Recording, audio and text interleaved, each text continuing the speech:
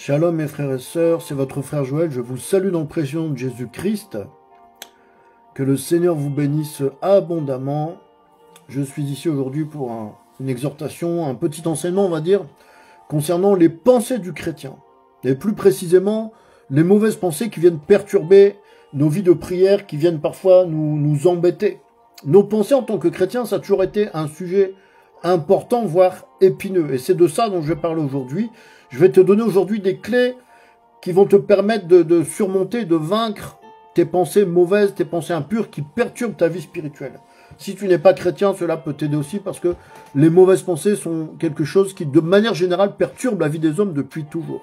Donc, après ça, tu sauras, après cette exhortation, ce petit enseignement, parce que je vais donner des clés, donc tu sauras comment faire pour pouvoir surmonter tes mauvaises pensées, ces pensées qui te perturbent. Donc avant que je ne puisse commencer, tu peux déjà t'abonner, tu peux déjà partager, liker, commenter si cela te touche. Partager la parole de Dieu, c'est faire avancer l'œuvre de l'évangile, donc c'est quelque chose de merveilleux. Sois béni pour cela, je te remercie, au nom de Jésus. Est-ce que tu peux déjà dire, je vais vaincre mes mauvaises pensées au nom de Jésus? Répète avec moi, avec ta foi, avec conviction. Je vais vaincre mes mauvaises pensées au nom de Jésus. Amen. Bien-aimé, tu dois savoir une chose, c'est que nos pensées, une fois qu'on est chrétien, nos pensées, c'est quelque chose de très important. Et on doit être attentif à nos pensées. La Bible nous dit de garder notre cœur plus que toute autre chose. Mon frère, ma sœur, l'homme, depuis les origines, depuis le commencement, l'homme a des problèmes avec ses pensées. Depuis le départ, les pensées de l'homme sont pour lui une source d'ennui. Ses pensées lui causent beaucoup de soucis. On voit ça en Genèse, chapitre 6, verset 5. Genèse 6, 5, je te lis la parole de Dieu. « Et l'Éternel vit que la méchanceté de l'homme était grande sur la terre et que toute l'imagination des pensées de son cœur n'était que méchanceté en tout temps. » Amen. Vous voyez, c'est un verset qui est très explicite. Vous voyez, l'imagination des pensées de son cœur n'était que méchanceté en tout temps, c'est-à-dire à n'importe quel moment, que ce soit le jour, que ce soit la nuit, il n'y avait pas de jour en particulier. Plus loin, toujours dans la Genèse, mais au chapitre 8 et au verset 21, il est écrit ceci. Je lis la parole de Dieu, Genèse 8, 21. « Et l'Éternel flaira une odeur agréable, et l'Éternel dit en son cœur, je ne maudirai plus de nouveau le sol à cause de l'homme, car l'imagination du cœur de l'homme est mauvaise dès sa jeunesse. Et je ne frapperai plus de nouveau tout ce qui est vivant comme je l'ai fait. » Amen. On voit ici à travers ces deux versets, il y a des choses importantes qui ressortent concernant ce dont je suis en train de te parler. On voit ici deux choses vraiment importantes. Premièrement, les pensées viennent du cœur de l'homme. D'accord? Donc le cœur, c'est pas l'organe, hein, bien sûr. Les pensées viennent du cœur de l'homme. Et les mauvaises pensées, ou ce qu'on peut appeler les pensées tordues, l'imagination perverse, n'attendent pas que l'homme arrive à l'âge adulte pour commencer à croître, à se développer en lui-même. D'accord? Donc, basiquement, on peut comprendre que nos pensées sont soit bonnes, soit mauvaises. Vous voyez, il faut essayer un peu de rationaliser l'approche, essayer d'être simple. Comment on peut expliquer ça? Comment expliquer cela? Eh bien, c'est très simple. L'homme, en fait, l'être humain est en permanence sous différentes influences.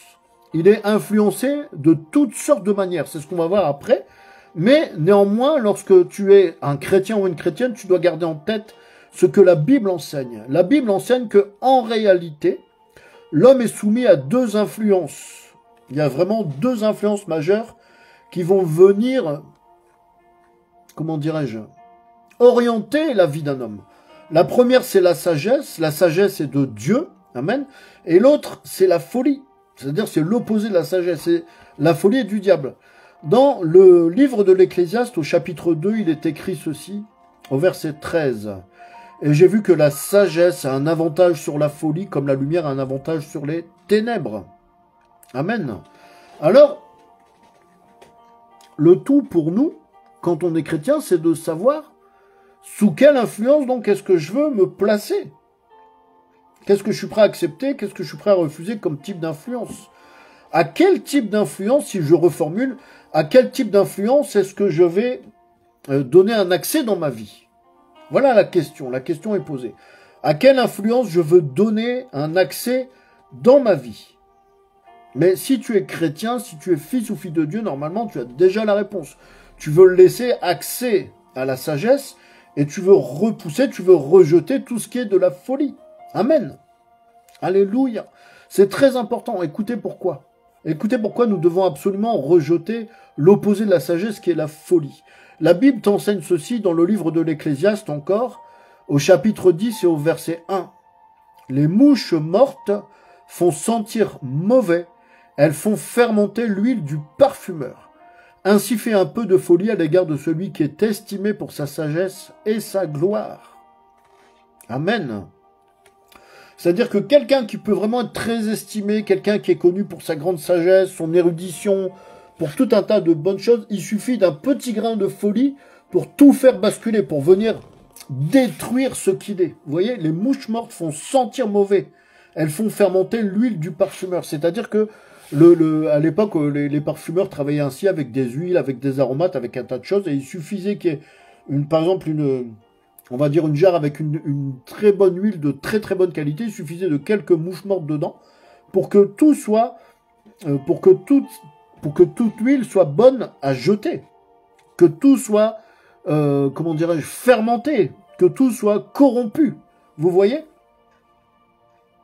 On comprend ici à travers cette image que même s'il y avait une grande quantité d'huile, et si tu es chrétien, ce que je dis est en train de te parler, il suffit d'une ou deux mouches mortes pour que tout soit gâté, pour que l'huile soit gaspillée. D'accord? Donc ça nous donne vraiment ici une direction. On doit comprendre que s'agissant de nos pensées et de ce qui les influence, on doit alors décider en fonction de ça, de prendre une position radicale. La position doit être radicale. Amen. Si tu souhaites prendre position pour la sagesse, donc si tu souhaites que ce soit la sagesse de Dieu, que ce soit Dieu lui-même qui t'influence dans ta vie, tu décides donc de te placer exclusivement sous l'influence de Dieu. Alors, donc ce message c'est pour toi. Écoute attentivement ce qui va suivre et je vais t'aider à avancer dans ce sens. Je vais t'aider à pouvoir dépasser tes mauvaises pensées. Je vais t'aider à pouvoir te placer sous la bonne influence, sous l'influence de Dieu. Alléluia. Que le Seigneur te bénisse. Je vais te donner ici des clés, différentes clés qui vont t'aider à comprendre, qui vont t'aider à déclencher le fait de pouvoir prendre la bonne position. Et comment tenir cette position? Parce que ce n'est pas le tout de prendre une position, nous devons être capables de la tenir dans le temps. Vous voyez, quand il y a un champ de bataille, le général peut dire à ses troupes, allez me prendre la colline qui est là-bas, et tenez-la, tenez ferme la colline. Il faut tenir bon pour ne pas que l'ennemi puisse, par exemple, vous prendre par le côté, venir vous attaquer par le flanc. Donc vous voyez, quand on prend une position, il faut être capable de la tenir. Il faut avoir la position et il faut la contenir. Il faut être et durer. Alléluia. La parole de Dieu est merveilleuse et nous enseigne toutes choses. On va y aller petit à petit, on va y aller par étapes. J'aimerais que tu sois vraiment avec moi en esprit. J'aimerais que tu répètes après moi, je vais comprendre comment prendre position pour protéger mon cœur. Au nom de Jésus. Amen. Répète après moi, je vais comprendre comment prendre position pour protéger mon cœur. Au nom de Jésus. En effet, la Bible nous dit ceci en Proverbes, chapitre 4, verset 23. « Garde ton cœur plus que tout ce que tu gardes, car de lui jaillissent les sources de la vie. » Amen. Vous voyez?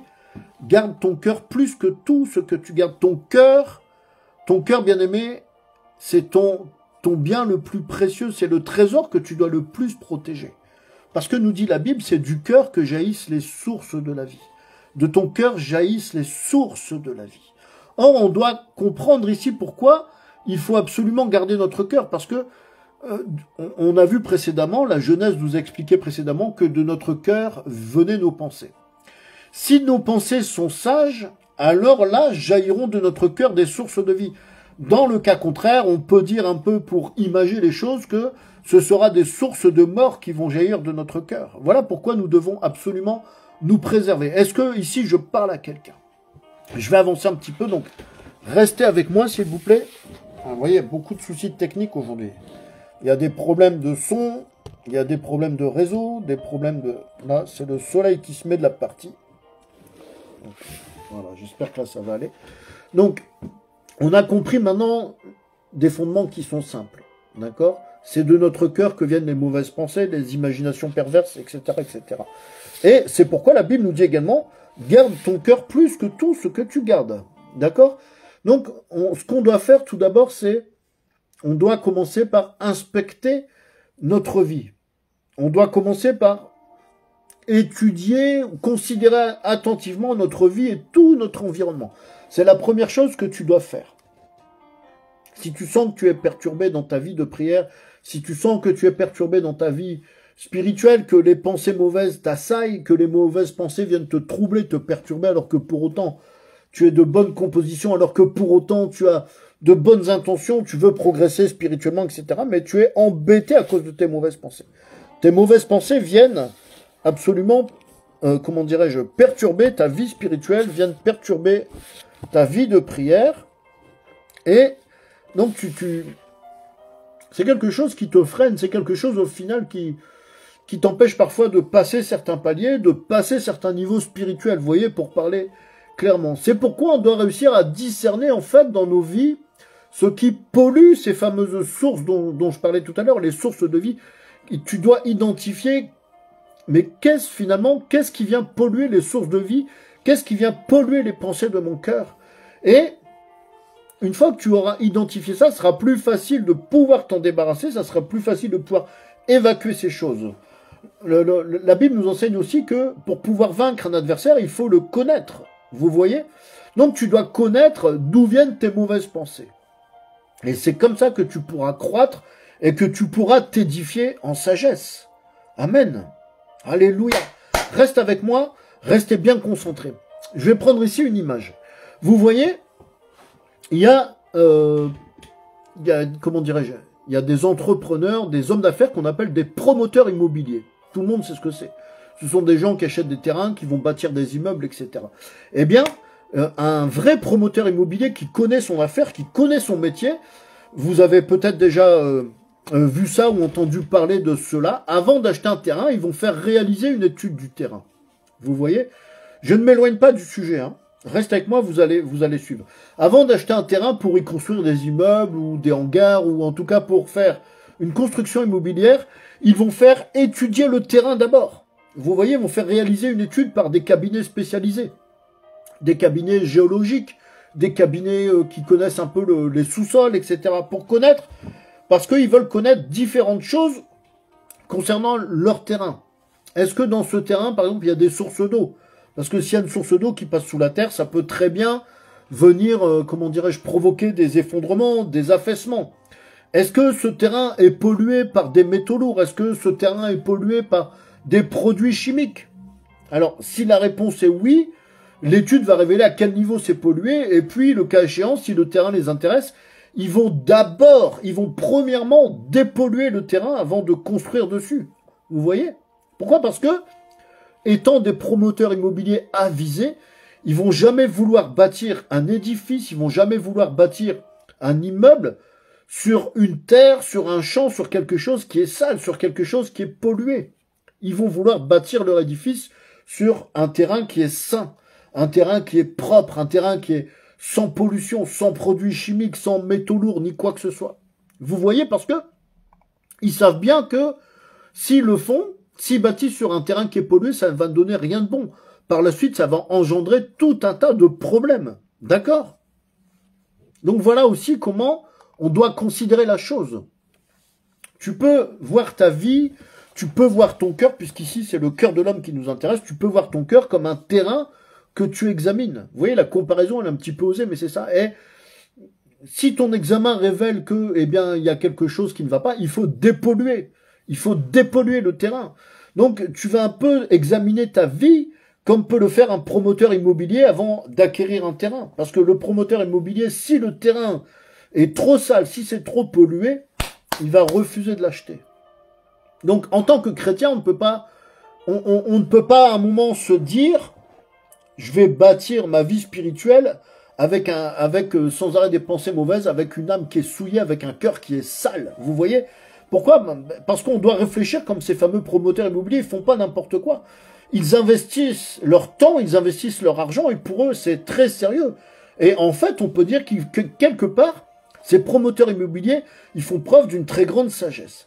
Or, nous, chrétiens, on veut bâtir notre vie spirituelle en Christ, parce que on sait que le Seigneur Jésus-Christ, une fois qu'on a Christ dans nos vies, eh bien, on a la chose la plus précieuse qui puisse exister. Lorsque tu as Christ, le Saint-Esprit, eh bien, tu as la chose la plus précieuse qui puisse exister. C'est donc, je dirais, pour celui qui n'est pas encore chrétien, c'est le meilleur investissement qu'il puisse faire. Amen. Alors, bien-aimés, soyons sages, soyons circonspects, soyons prudents, tout comme un sage promoteur immobilier peut l'être avant d'acquérir un terrain. D'accord? Premièrement, donc, tu vas étudier ta vie, tu vas premièrement étudier ton environnement global. Parce que les mauvaises pensées arrivent dans notre cœur, mais elles suivent un chemin, elles viennent bien de quelque part. Vous voyez? On dit que, la Bible te dit que de ton sein jaillira des fleuves d'eau vive. Mais il faut, il faut voir ce qu'on laisse d'abord rentrer à l'intérieur de nous. Vous voyez? Est-ce qu'on laisse de la saleté spirituelle rentrer, des pollutions spirituelles, ou est-ce qu'on a tout nettoyé et est-ce qu'on laisse rentrer l'onction divine du Saint-Esprit en nous? On doit d'abord s'examiner en fin de compte. Est-ce que tu peux dire après moi, Saint-Esprit, sonde mon cœur, sonde mes reins, expulse hors de moi tout ce qui ne correspond pas au nom de Jésus, tout ce qui est contraire à la parole de Dieu. Merci Seigneur Jésus. Amen. Vous voyez, le Saint-Esprit est capable de tout sonder. Si tu as le Saint-Esprit, il peut tout sonder. Si ta vie de prière est ralentie, si ta vie spirituelle est a commencé un peu à diminuer, il faut faire ça, il faut dépolluer en fait. Il faut dépolluer. Pourquoi? Parce que je dis que tu dois examiner premièrement ton environnement, parce que ton environnement, c'est ce qui va avoir au départ, ton environnement, ta manière de vivre, c'est ce qui va avoir une influence sûre et certaine sur toutes tes pensées. D'accord? On y va, on va voir ça ensemble, je vais faire un petit peu avec vous la checklist de ce que tu dois examiner. Comment est ta maison? Comment est l'appartement? Comment est l'habitation? Comment est-ce que c'est là où tu habites? Est-ce que c'est en ordre ou est-ce que c'est en désordre? C'est très très important. Vous voyez, la saleté, le désordre, le diable se nourrit de cela. Si tu vis dans un environnement désordonné, dans un environnement qui est sale, poussiéreux, où rien n'est rangé, c'est ton propre environnement, c'est là où tu habites, c'est là où tu vis. Ça va déjà avoir des influences négatives sur toi. Ça va déjà générer en toi des mauvaises pensées qui vont sortir de ton cœur. Est-ce que tu habites par exemple à la ville, à la campagne, en bord de mer? Est-ce que tu habites à la montagne? Est-ce que là où tu habites, c'est calme ou c'est bruyant? Ce sont des choses à prendre en compte aussi, parce que parfois, vous voyez, on peut s'habituer à un environnement bruyant, par exemple, et puis le bruit nous perturbe, mais on finit par ne plus y prêter attention, alors qu'en fait, c'est peut-être quelque chose qu'on doit atténuer dans notre vie. Vous savez, il est écrit dans la Bible que Dieu se révèle dans le calme et la simplicité. Nous, chrétiens, nous devrions rechercher le calme. Recherche le calme dans ta vie. Comment peux-tu vouloir la paix et la joie du royaume des cieux si tu vis dans une atmosphère qui est bruyante? Parfois, on n'a pas le choix, mais si, par exemple, je ne sais pas, tu souhaites avoir un temps de prière et que tu habites en ville, que tu es dans une rue qui est animée, il y a des voitures, il y a des klaxons, il y a des gens peut-être qui crient, il y a peut-être de la musique, ferme ta fenêtre. Tu vois, parce que tu peux entendre un bruit dehors, des moteurs, des klaxons, et tout ça, ça va t'amener à penser à un tas de choses. Vous voyez? Donc ça, c'est aussi très important. Et on n'y pense pas toujours parce que parfois, les citadins, au bout de quelques années, sont habitués. Nous devons rechercher le calme, la tranquillité. Amen. Comment est le quartier où tu habites? Ton district, ton PK, je ne sais pas. Vous voyez, ton quartier, ton district, ton PK.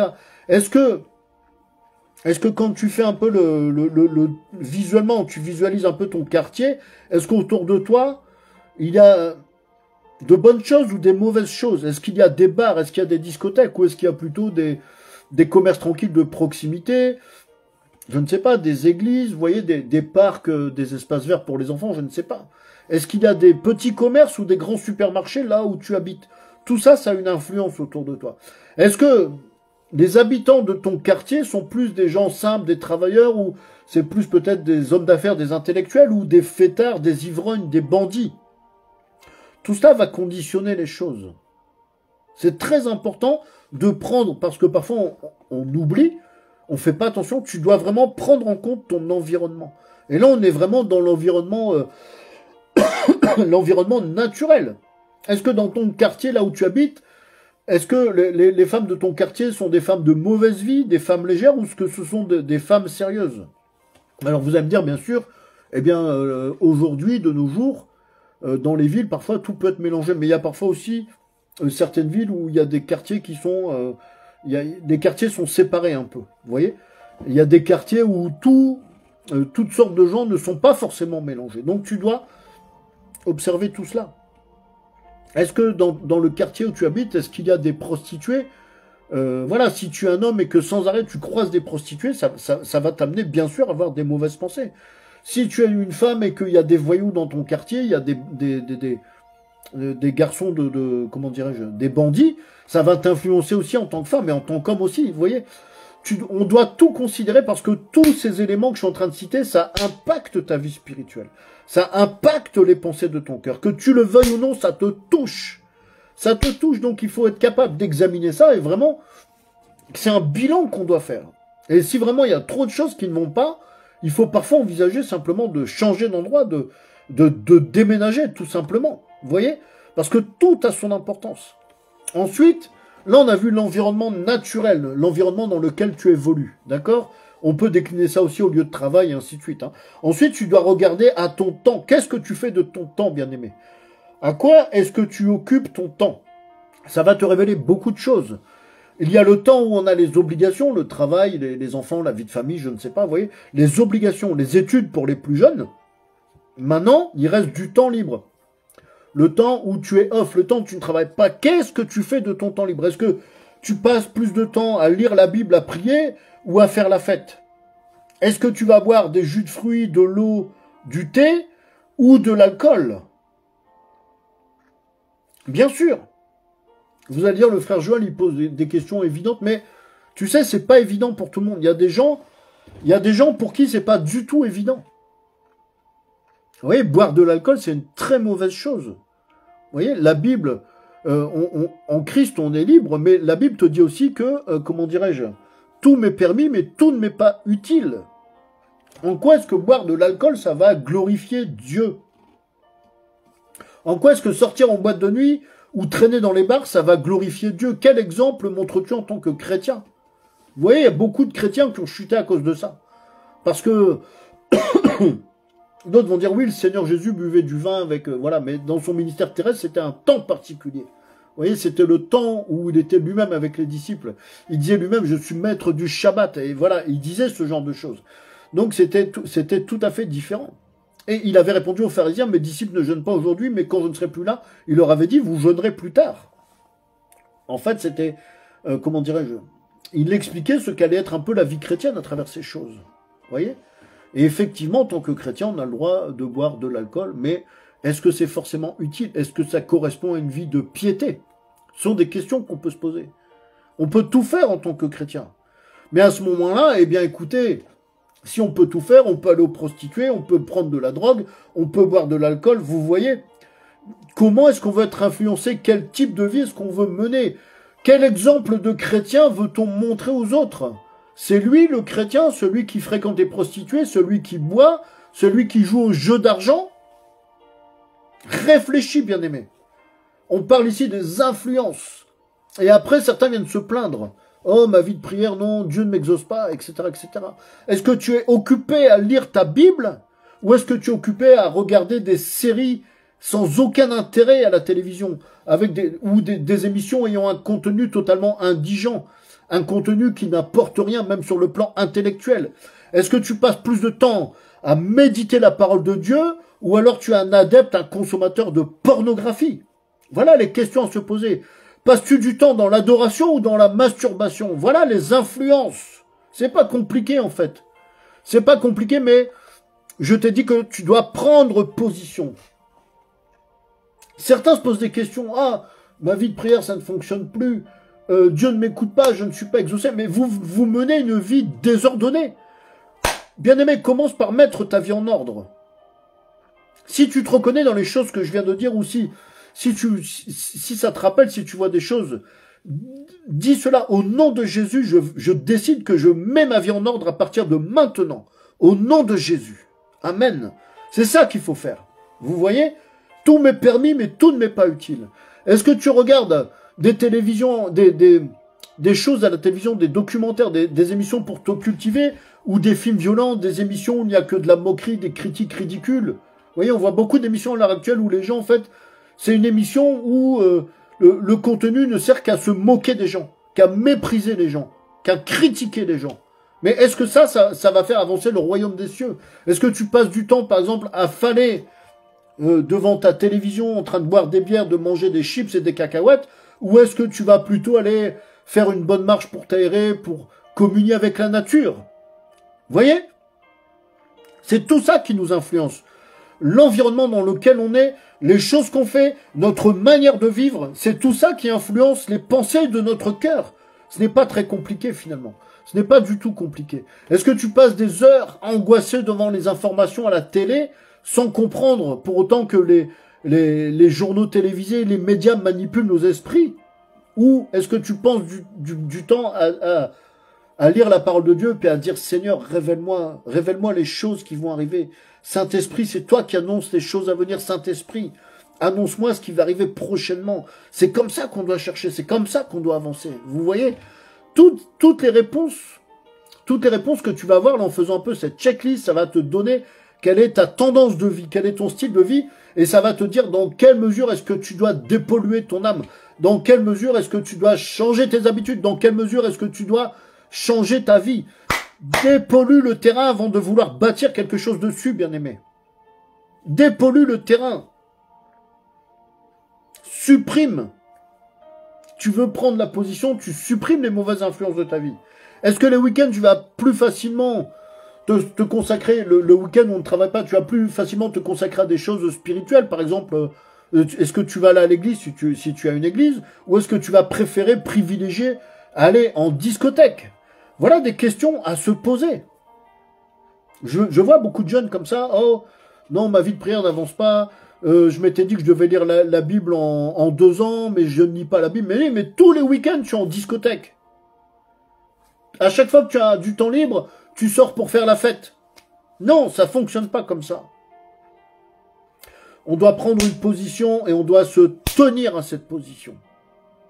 On doit prendre la position de la sagesse. On doit se dire, je prends la position dans laquelle je vais pouvoir être influencé par la sagesse et non par la folie. Vous voyez? Oh, Dieu n'exauce pas mes prières. Mon ami, mais ta vie est en désordre. Ta vie est totalement désordonnée. Ton esprit est perturbé. C'est normal. Tout pour toi, c'est de la distraction. Donc, tes pensées sont polluées. Tes pensées sont impures. Tes pensées t'emmènent toujours à dévier à des choses qui ne sont pas saintes, à des choses qui sont mauvaises. À quoi ressemblent tes fréquentations? Vous voyez? La chose suivante qu'on doit examiner, à quoi est-ce que ressemblent tes fréquentations? Est-ce que tu passes ton temps avec des gens qui vivent dans le péché, avec des méchants, avec des gens qui sont moqueurs, ou est-ce que tu passes ton temps avec des gens qui ont faim et soif de Dieu et de la parole de Dieu? 1 Corinthiens 15:33 nous dit « Ne soyez pas séduits, les mauvaises compagnies corrompent les bonnes mœurs. » Amen. Vous voyez? Ce qui est très important, c'est le début de ce verset. 1 Corinthiens chapitre 15, verset 33. Ne soyez pas séduits. Parce que c'est vrai que c'est toujours facile de se laisser séduire par les mauvaises compagnies. Pourquoi? Parce que les mauvaises... Excusez-moi. Je suis vraiment bêté avec le soleil.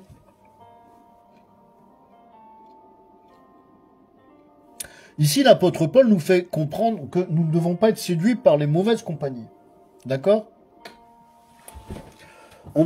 Voilà, ça va mieux. On ne doit pas être séduit par les mauvaises compagnies. Les bandits, parfois, les mauvaises personnes, utilisent en effet une forme de séduction quand tu les rencontres au départ. Ils vont t'embobiner, ils vont te dire des belles paroles. Vous voyez? Eh bien, si tu croises quelqu'un qui est un véritable voyou, un véritable bandit, il peut facilement dire à un jeune homme qui va croiser, vous voyez, un jeune homme de 15-16 ans qui se cherche un peu, avec moi c'est l'aventure, avec moi c'est l'argent facile, tu vas voir, avec moi tu vas devenir vraiment un homme. Tu vas voir, ça va être les filles, on va avoir des belles voitures, on va avoir de l'argent plein les poches. Vous voyez, c'est ça la séduction. Vous voyez? Et pareillement, la femme prostituée peut aussi séduire la jeune fille dans son quartier. Vous voyez? Elle peut séduire ses clients. Il y a beaucoup qui vont tomber dans les filets de la prostitution, qui vont se faire rattraper par la prostituée. Mais celle-là aussi, elle peut influencer des jeunes filles dans son entourage, des jeunes filles qui viennent la voir. Elle va lui dire, ah, tu verras, on rigole bien, nous, on a accès au luxe, on gagne de l'argent sans rien faire, sans effort, vous voyez. Et puis, on va dans des grands endroits, avec la prostitution, il y a des messieurs qui nous emmènent dans des vacances de rêve, vous voyez, des choses comme ça. Elle va faire miroiter, c'est de la séduction. Elle va faire miroiter des grandes choses aux jeunes filles qui sont encore pures. Ce sont de très mauvaises influences. Voilà pourquoi je vous posais la question précédemment. Quel est l'environnement du quartier dans lequel tu vis? C'est très important, non seulement pour toi-même, mais aussi pour les proches, pour les gens de ta famille. C'est vraiment crucial. Vous voyez? C'est ça, les prostituées, oui, oh, on a de l'argent facile, on va dans les endroits luxueux, mais elles oublient de dire aussi que non, on se fait voler notre étoile, on attrape des maladies. Vous voyez? On fait honte à nos parents, nos vies sont totalement gaspillées. Parce que notre corps devient un corps qui est public. Au lieu d'être le corps d'un seul homme, c'est un corps qui est public, que tout le monde utilise. Vous voyez, la prostituée, c'est ça, elle se donne en pâture. C'est quelque chose qui est dramatique. Elle détruit sa propre vie, elle fait honte à ses parents. Si ses parents ont un minimum de bonne moralité, on va dire. Vous voyez, elles se font voler leur étoile, souvent, ces femmes-là. Parents, je vous le dis, si vous avez des enfants, faites très attention aux fréquentations de vos enfants. Notamment si vous avez des enfants qui commencent à entrer dans l'adolescence, 11 ans, 12 ans, 13 ans et ainsi de suite. Faites attention où vont vos enfants, faites attention qui ils vont fréquenter. Ça, c'est vraiment une parenthèse, mais c'est vraiment très très important. Parce que ton enfant aussi, par ses mauvaises fréquentations, peut amener des pensées impures dans ton esprit. Le diable sait comment il fait ces choses. Le diable est très rusé. Vous voyez? Et vous, les jeunes, si vous êtes jeunes et que vous m'écoutez, que vous écoutez, eh bien, cette exhortation, ne vous laissez pas embobiner, ne vous laissez pas séduire par les beaux parleurs ou par ces femmes qui sont séductrices. Parce que vous pourriez bien être leur prochain sacrifice. Oui, je suis très sérieux. Hein. Un jeune homme, par exemple, qui se laisse séduire par un voyou, par un braqueur, quelque chose, eh bien, tu peux devenir le prochain sacrifié du bandit qui est en train de t'amadouer avec de belles paroles. Ah oui, ça c'est garanti sur facture. Hein. Pourquoi? Parce que, eh bien, il peut se servir de toi, par exemple. Si par exemple, on imagine la police arrive, eh bien, celui qui t'a embobiné avec des belles paroles, il peut très bien mettre la drogue qu'il a sur lui dans ton sac, dans ta poche, à ton insu. Les choses occultes, ça se fait toujours à notre insu. Les choses occultes, la sorcellerie, toutes les choses occultes, ça se fait toujours dans l'obscurité, dans les ténèbres. Et quand la police arrive, toi, tu ne sais pas. Et c'est toi qui vas ramasser tout ce que lui a semé. Il te sacrifie par avance. Et il commence à te sacrifier par de belles paroles. N'est-ce pas ainsi que le diable avait fait tomber Ève? Le diable avait dit à Ève dans le jardin d'Éden, « Oui, mais l'Éternel Dieu a-t-il réellement dit ?» Vous voyez, il avait commencé la séduction. « Certainement, si vous en mangez, vous ne mourrez point. » Ah bah oui, tiens, si tu prends un petit peu de drogue, ça va pas te faire de mal. Vous voyez, c'est ça en fait la séduction. Jeune homme, ne te laisse pas sacrifier par des bandits parce que ils t'embobinent, parce qu'ils parlent bien, parce qu'ils te font imaginer que tu vas avoir une vie de rêve. Tout ça, c'est ça ton environnement. Et tu dois aussi voir ton arrière-plan spirituel. Est-ce que j'ai des héritages de sang dans ma vie? Est-ce que dans ma famille, il y a des gens qui ont pratiqué l'occultisme? Est-ce que dans ma vie, il y a des gens qui pratiquent la sorcellerie, les arts divinatoires? Toutes ces choses, tu dois t'en séparer. Tu dois... Si tu sais que dans ta vie, dans ta famille, il y a des gens qui pratiquent des choses occultes, de la sorcellerie, de l'occultisme, je ne sais pas, de la voyance, tu dois couper les liens avec ces gens-là. Il faut couper les liens avec ça. Vous voyez, ça fait partie du panorama de ton environnement global, parce que là, je suis dans une globalité. On doit essayer d'examiner, on doit essayer de voir, d'avoir conscience un peu mais de où peuvent venir ces mauvaises pensées. Parfois, tu es là, je mène une vie sage. Je ne fais rien de répréhensible selon la Bible. J'ai une vie pieuse, je prie, je lis la Bible, mais rien ne fonctionne, je n'arrive pas à avancer. Alors à ce moment-là, étudie ton arrière-plan spirituel, c'est-à-dire étudie dans ta famille. Qu'est-ce qui s'est passé dans les générations avant? Tu dois chercher. N'hésite pas à poser des questions. Dieu veut que tu coupes les liens avec ça. Dieu veut que tu changes ta vie. Dieu veut que tu mettes ta vie en ordre à tout niveau. Ton environnement et ton arrière-plan spirituel. Ce sont des choses très importantes. Il ne faut pas hésiter à couper. Il ne faut pas hésiter à se séparer de ces choses-là. Si tu as des liens d'âme, tu les coupes. S'il y a des liens ancestraux, familiaux, tu dois être débarrassé de ça. N'hésite pas de t'approcher d'un homme de Dieu. N'hésite pas d'aller approcher quelqu'un qui a ce ministère de délivrance pour te débarrasser de ces choses. Parce que, tu sais, Dieu veut que tu te débarrasses de ça et nous devons obéir à Dieu. L'un des principaux moyens de plaire à Dieu, c'est d'obéir à Dieu. Amen. Alors, mets ta vie en ordre et puis après, tu vas voir comment les choses évoluent, comment les choses se passent. Mais vraiment, je dirais que on ne peut pas venir se plaindre d'être assailli par des mauvaises pensées alors qu'on mène une vie de désordre. Bien aimé, mets ta vie en ordre et ensuite, on en reparlera. Amen. Vous voyez, les fréquentations, je parlais des fréquentations, c'est un sujet tellement crucial, tellement grave pour notre Seigneur que le premier des psaumes, le psaume 1, est consacré à ce sujet. Le premier psaume, ce n'est pas anodin. Le premier des psaumes est consacré à ce sujet. Écoute bien ça. Je te lis le début du psaume 1, les 3 premiers versets. Psaume 1, versets 1, 2, 3. Je lis la parole de Dieu. Écoute bien. Bienheureux l'homme qui ne marche pas dans le conseil des méchants et ne se tient pas dans le chemin des pécheurs et ne s'assied pas en compagnie des moqueurs, mais qui a son plaisir en la loi de l'Éternel et médite sa loi jour et nuit.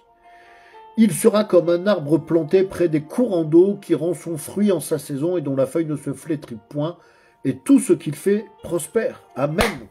Donne-moi un amen là-bas. Donne un amen à la parole de Dieu. Tout ce qu'il fait prospère. Mais quelle est la condition pour que tout ce que tu fais dans ta vie prospère, pour que tout ce que tu fais dans ta vie, tout ce que tu entreprends réussisse? C'est que tu ne dois pas te tenir dans le conseil des méchants, tu ne dois pas marcher avec les pécheurs, tu ne dois pas t'asseoir en compagnie des moqueurs. Les bonnes compagnies corrompent les bonnes mœurs. Amen. Beaucoup de personnes se plaignent. Oh, je n'arrive à rien dans ma vie, mais regarde qui tu fréquentes d'abord. Tu ne fréquentes que des mauvaises personnes, tu ne fréquentes que des bandits, des drogués, des gens qui font des choses qui sont vraiment contraires à la parole de Dieu. Si tu fréquentes des bandits sans arrêt, toi-même, tu vas devenir un bandit. Amen. Vous voyez, toutes ces choses, donc ce que je disais, c'est ça qui constitue l'environnement, l'arrière-plan spirituel d'un homme. Et c'est tout ça qui, finalement, c'est très simple à comprendre, c'est toutes ces choses qui influencent nos pensées, d'accord? Vous voyez, c'est simple. Un trafiquant de drogue, comment dirais-je? Vous voyez, un trafiquant de drogue, évidemment, n'aura pas les mêmes pensées qu'un gentil étudiant qui est aux études et qui va à l'église régulièrement. Ces deux personnes, bien évidemment, n'auront pas les mêmes pensées. Vous voyez? Mais voilà, tu peux considérer ça autrement. Vous voyez?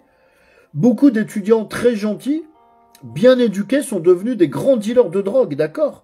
Et l'une des raisons pour lesquelles des choses comme ça arrivent, c'est parce que, eh bien, je dis bien l'une des raisons, ce n'est pas ce qui explique tout, mais l'une des raisons, c'est que des gens qui sont comme ça gentils au départ, qui sont bien, qui sont sur une bonne voie pour réussir leur vie, eh bien, ils n'arrivent pas à préserver, à protéger leur cœur.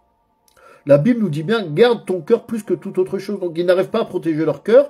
Des mauvaises pensées à cause des mauvaises influences, par exemple, commencent à rentrer et vous avez un gentil étudiant qui va devenir un grand dealer de drogue et qui finira peut-être abattu ou qui finira peut-être ses jours en prison. Parce que bien évidemment, le 3/4 de ces gens-là, c'est la fin qu'ils connaissent malheureusement.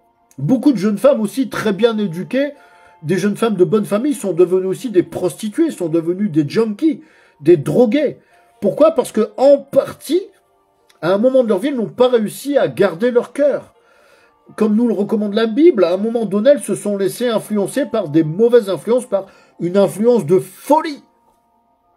C'est ça la vérité. Vous voyez? Parce qu'à un moment donné, peut-être, leurs parents étaient peut-être trop occupés par le travail, par la vie quotidienne, ils n'ont pas su garder un œil sur leur progéniture, Et puis voilà, on commence à fréquenter des mauvaises personnes, on commence par fumer une simple cigarette, après on passe de la cigarette, on passe au joint, ensuite on va commencer à avoir c'est une descente aux enfers, hein, comme on le dit d'une manière très connue, c'est la descente aux enfers. Une jeune fille de bonne famille avec des parents qui l'aiment, qui lui donnent tout, qui lui apportent tous les soins, qui lui donnent tout ce qu'elle a besoin, toute l'attention, qui aux études peut finir prostituée, simplement parce qu'à un moment donné de sa vie, elle a raté, elle n'a pas su garder son cœur, elle a laissé des mauvaises influences envahir sa vie, elle a laissé des mauvaises influences venir tordre ses pensées, venir pervertir ses pensées. Et à partir de là, on fait sauter un verrou. Vous voyez? Ce sont des verrous qu'on fait sauter et on s'enfonce dans le mal de plus en plus. C'est une spirale infernale. La Bible ne nous recommande pas par hasard de garder notre cœur plus que toute autre chose. Il y a d'excellentes raisons à cela. Et à combien plus forte raison lorsqu'on est chrétien, à combien plus forte raison lorsque tu veux que ta vie spirituelle soit en croissance, que ta vie de prière soit en croissance. Tu dois vraiment apporter un soin tout particulier à préserver ton cœur. Moi, je dis miséricorde pour ces malheureux. Vous savez, faut pas se moquer, faut pas critiquer. J'en parle, mais j'en ai connu. Et c'est vraiment un déchirement quand on voit quelqu'un qu'on aime bien qui est en train de devenir soit un bandit, soit une prostituée, ou drogué, junkie. Vous voyez, il faut prier. Si tu connais quelqu'un comme ça dans ton entourage, prie pour cette personne, s'il te plaît. On doit pas avoir du mépris ou de la moquerie pour ces gens-là. On doit avoir un cœur rempli de compassion. Vous voyez, on doit avoir un cœur rempli de compassion. Si tu connais quelqu'un qui a chuté comme ça dans sa vie, sache seulement que à un moment de sa vie, elle n'a pas su prendre les bonnes décisions. À un moment de sa vie, il ou elle n'a pas su se préserver des mauvaises influences. Ça a changé ses pensées. Et cette personne a chuté. Tu dois avoir un cœur plein de compassion. Tu ne dois pas juger, tu ne dois pas critiquer. Prie seulement pour cette personne.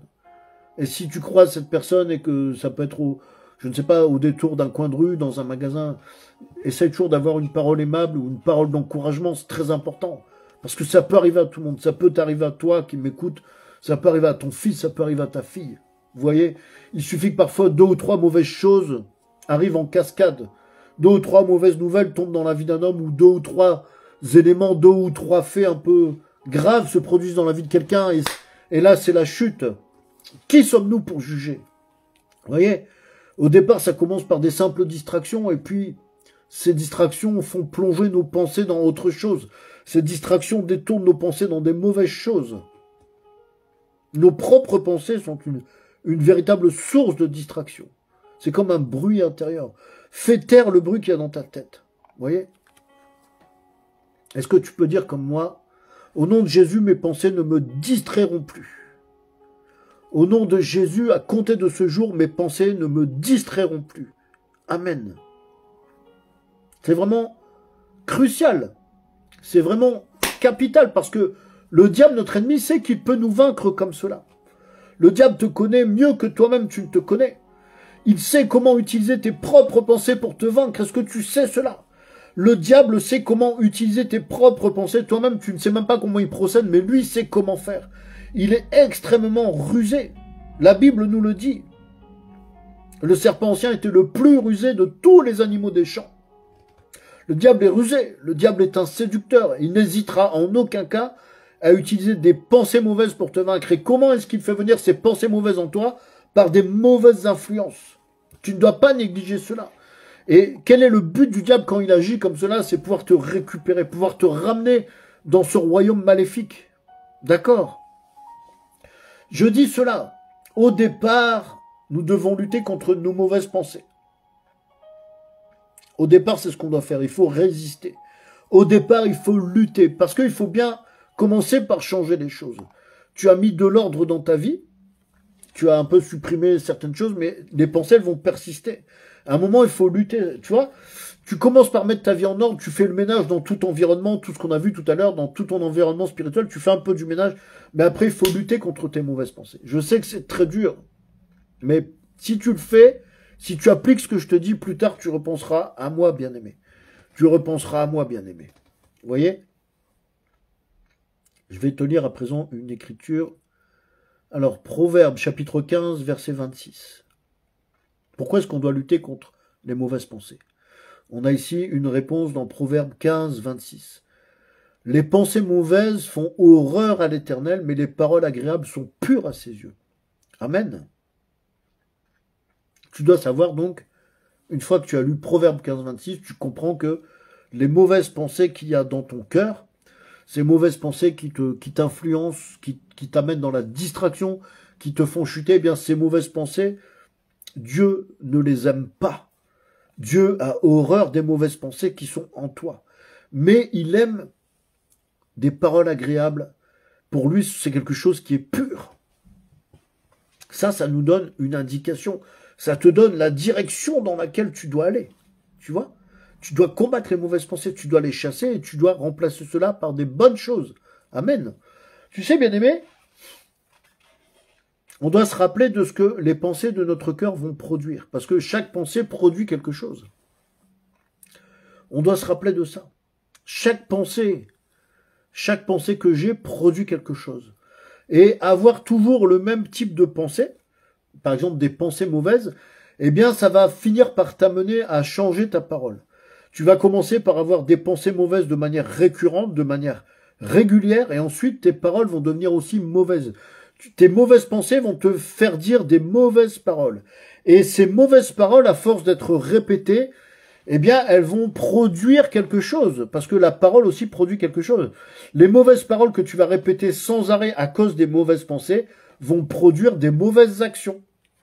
Tu vas commettre des actes répréhensibles, soit directement vis-à-vis de la loi dans le pays où tu vis, c'est-à-dire de la loi des hommes, soit vis-à-vis de la parole de Dieu.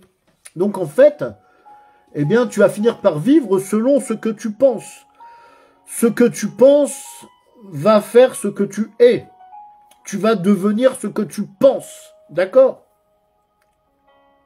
Je prends l'exemple de quelqu'un qui est méchant, qui aime beaucoup l'argent, qui ne pense qu'à l'argent, et il est obsédé par l'argent. Toutes ses pensées, c'est l'argent, l'argent, l'argent. Beaucoup de gens sont comme ça. Parce que à l'heure où je te parle, c'est Mammon est un dieu sur terre et le dieu de centaines de millions d'êtres humains. Beaucoup de gens sont littéralement obsédés par l'argent. Ils ne voient plus rien d'autre autour d'eux que l'argent. Tout est l'argent, l'argent. Ça leur fait même parfois oublier leur famille. Ça leur fait même oublier leurs propres enfants, vous voyez. Et quelqu'un qui aime trop l'argent comme ça et qui ne pense qu'à ça, eh bien, il va finir par comploter dans son esprit. Et pour avoir de l'argent, il n'hésitera même plus à faire des choses malhonnêtes. Parce qu'il se laisse influencer. À force de ne penser qu'à l'argent, à force d'en parler tout le temps, avec tout le monde, avec ses amis, qu'est-ce qu'il va aller fréquenter des braqueurs? Parce que, à un moment donné, s'il trouve pas un travail, ou s'il n'a pas fait d'études, ou s'il n'a pas un métier qui lui rapporte beaucoup d'argent, à un moment, s'il est tellement obsédé par l'argent qu'il va aller voir des dealers de drogue, il va aller voir des braqueurs, il va aller s'associer avec eux, il va aller passer une alliance. Donc, il va être lié. Il va être lié. Son amour de l'argent va l'amener à passer des mauvaises alliances. Et lui-même va devenir un braqueur, lui-même va devenir un dealer, vous voyez? Mais le salaire du péché, c'est la mort. Amen. Le salaire du péché, c'est la mort. Parents, surveillez bien votre progéniture, surveillez bien vos jeunes garçons et vos jeunes filles, s'il vous plaît. Je vais essayer de résumer un peu tout ça. Je dirais, pour résumer tout ce que je viens de dire là, un petit peu, c'est le développement. Tout homme, toute femme va devenir le résultat de ses pensées, tôt ou tard. Tout homme, toute femme devient ce qu'il pense. Ce qu'il pense, il va le verbaliser. Et à force de verbaliser les choses, il va faire les choses qu'il verbalise par sa parole. D'accord ? Donc, on voit une chose, c'est que les pensées influencent nos vies. Vous voyez, je n'ai rien sorti de... C'est pas une grande théorie que je viens de vous apporter ici. Ce n'est pas une grande théorie que je viens de vous livrer. Je vous ai donné des exemples concrets, des exemples très basiques. Mais c'est comme ça que le diable se joue des gens chaque jour. C'est comme ça que le diable se joue de l'homme au quotidien, bien aimé. Le diable essaye et il essaiera toujours de nous faire tomber. Il va toujours vouloir te faire tomber. Il va toujours essayer d'ériger des forteresses dans tes pensées pour te paralyser, pour bloquer ta vie. Vous voyez, parce que quand on a des forteresses de pensée, le diable, il est content, il a réussi à faire naître ça en nous.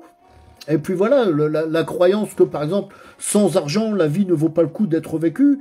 Sans argent, je ne suis rien. Vous voyez, il va ériger des forteresses de pensée pour te paralyser et pour que tu puisses tomber. Est-ce que je parle à quelqu'un ici? Je sais que je parle à quelqu'un. Voilà, et c'est par la parole de Dieu C'est par nos prières qu'on peut annuler toutes ces choses. Tout d'abord, on ne devrait jamais hésiter à demander pardon à notre Père Céleste au départ. N'hésite jamais de demander pardon pour tes mauvaises pensées. Souvent, on va demander pardon à Dieu parce que on a causé du tort à quelqu'un. Mais est-ce que parfois tu demandes pardon à Dieu pour tes mauvaises pensées? Parce que c'est quelque chose qui s'accumule, ça a un poids spirituel. Quelqu'un qui a sans arrêt des mauvaises pensées, lorsque ça vient dans la balance spirituelle, dans la balance, comment dirais-je, des choses du monde des esprits, du royaume spirituel, eh bien, ça a un poids. Nos prières ont un poids spirituel, mais nos pensées ont un certain poids spirituel aussi. Est-ce que tu pèses lourd dans la sainteté ou est-ce que tu pèses lourd dans le péché en termes de pensée? Voilà une très bonne question à se poser, bien-aimés. C'est par la parole et par la prière qu'on peut annuler toutes ces choses. Il faut jamais hésiter à demander pardon à Dieu. Demande pardon, mon ami. Tu cites tes mauvaises pensées. Tu dis non, j'ai eu je ne sais pas, j'ai eu des envies de vol, j'ai eu envie de faire du mal à quelqu'un, j'ai eu des pensées critiques envers mon ami, j'ai eu des convoitises charnelles envers tel frère ou telle sœur, ou je ne sais pas, j'ai croisé quelqu'un dans la rue, j'ai eu des convoitises, j'ai eu des pensées impures. Vous voyez, j'ai eu des pensées impudiques. J'ai eu des pensées de jalousie. Confesse toutes ces choses et commence par demander pardon à Dieu. Demande pardon à Dieu pour tes pensées impures, pour tes convoitises ou pour avoir critiqué telle ou telle personne dans ton cœur. Nous ne sommes pas des juges. Demande pardon à Dieu. Et des fois, ça peut être terrible parce que le diable, quand il attaque, il peut te ramener 10 ans en arrière. Parce que s'il voit que tu commences à résister, si le diable voit que tu commences ainsi à entamer cette démarche dont je te montre un peu le cheminement depuis tout à l'heure, le diable, il va s'agiter encore plus. Il va vraiment venir te secouer. Il va vraiment venir t'attaquer. Et il va te ramener des fois, il va te ramener 10 ans en arrière pour te rappeler des mauvaises choses, pour que tu puisses ne pas pouvoir émerger, pour t'enfoncer. Il va t'enfoncer la tête dans l'eau. Et souvent, comment ça peut se passer? Ça peut venir dans tes pensées. Tu peux te rappeler des choses que tu faisais il y a 10 ans, mais ça peut être aussi, par exemple, dans ton couple. Ça peut être ta femme qui va venir te rappeler que oh, monsieur, tu te souviens, en 2014, tu avais fait ça, tu avais posé tel acte mauvais, tu avais dit ceci ou tu avais fait cela. Ça peut se passer comme ça aussi. Ce sont comment dirais-je, des signes qui doivent t'alerter, des signes qui doivent te montrer que le diable t'attaque lorsque un proche, quelqu'un qui est dans ton proche entourage, commence à venir pas. C'est un exemple, hein, il y a d'autres exemples. Voilà, quand, je ne sais pas, ton mari ou ta femme vient te dire, on est en 2024, tu te souviens, en 2015, t'avais fait ça, t'avais dit ça, ah, tu avais créé tel problème. Ça, c'est le diable, mon ami. C'est le diable, mon frère, ma sœur. Tu dois passer au-dessus. Tu dois passer au-dessus. Si tu vois que le diable t'attaque de cette manière-là par quelqu'un qui est proche, reste calme. Ne réplique pas. Parce qu'il attend que tu répliques pour pouvoir... Justement, quand tu répliques, tu ouvres une brèche. Et lui, il rentre, il s'enfonce dedans.